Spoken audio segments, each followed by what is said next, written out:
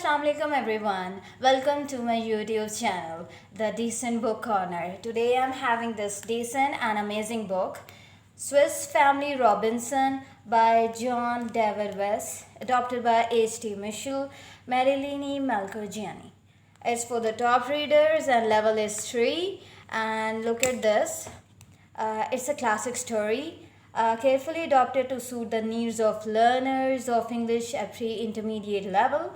A large number of full-color illustrations facilitate understanding.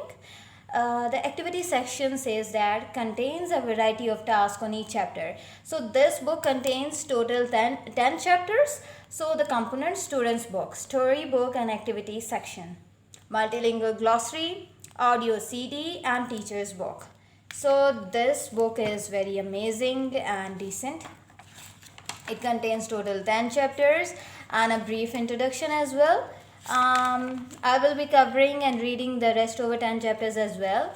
But in this video, we will be reading chapter number 1 only. And let me show you the pictures of this book. This is so much amazing pictures. These are so much amazing pictures and attractive, wonderful. The rest are very surprised. So chapter number 1. Lieutenant Bell. So start reading with me. Chapter number 1. Lieutenant Bell has been a sailor for many years. He spent a long time at sea and he's faced a lot of difficulties on his voyages. Pirates are a great danger, and there have been terrifying moments during storms when huge waves nearly swallowed his ship. The adventurer: "If you love me and our children, you won't go on another voyage." His wife keeps begging, urging him to stop traveling and find a job on land. "If you love me, then you know." "Dad, what you ask is impossible," he always answers. "The sea is my life and I can't imagine myself away from it." During his last trip, Lieutenant Bell kept remembering his wife's words as the adventurer struggled with waves the size of mountains. The ship was traveling in the South Seas when a terrible storm started, blowing it far away and off its course.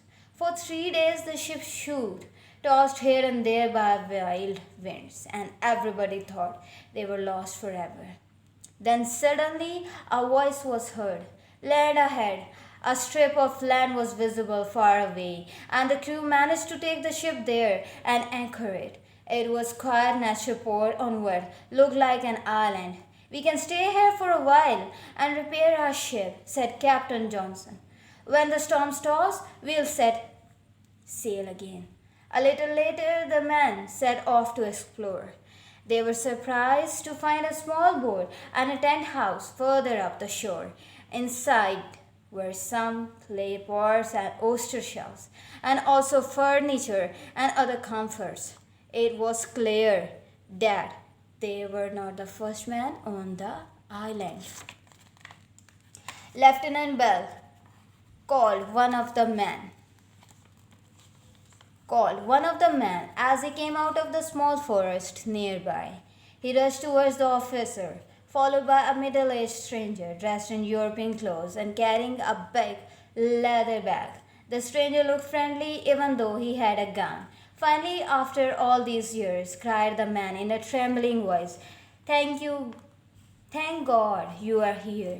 My goodness, the lieutenant thought. It's Robinson Crusoe himself. The man was Swiss pastor who had been shipwrecked with his wife and 4 children when their ship crashed onto a rock. The crew had disappeared in the storm and they were nowhere to be seen afterwards. "We were extremely lucky to be saved together as a family," said the pastor. "We were on our way to Australia to start a new life, but instead of that, we had to start a new life on this island. We have been here for 4 years," he added.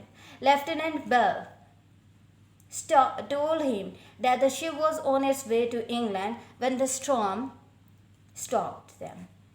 "Would you like to come on board?" asked Bell.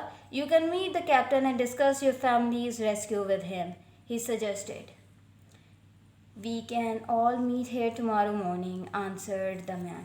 "I should return to my family, prepare them for our departure," he explained. "I did not want to alarm them when I saw your ship," through my looking glass. So they don't know anything about it yet. I must hurry home and tell them. The boys will be thrilled, he said, with a big smile. Then he took a diary out of his bag and put it in Lieutenant Bell's hands. Here is our story, he said. If something happens, I would like you to give this to my brother in Switzerland. Now I must go, he added. There is so much to do. So this was the chapter number 1. In next video we will be reading chapter number 2. I hope that you will like this video. Don't forget to like, subscribe and share and comment on my YouTube channel. Thank you for watching.